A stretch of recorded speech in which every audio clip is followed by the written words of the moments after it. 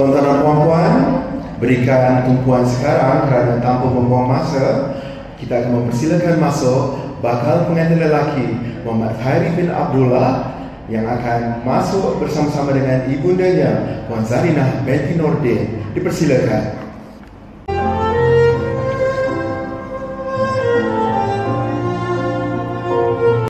Pucuk bahu delima batu, anak sembilan di tapak tangan.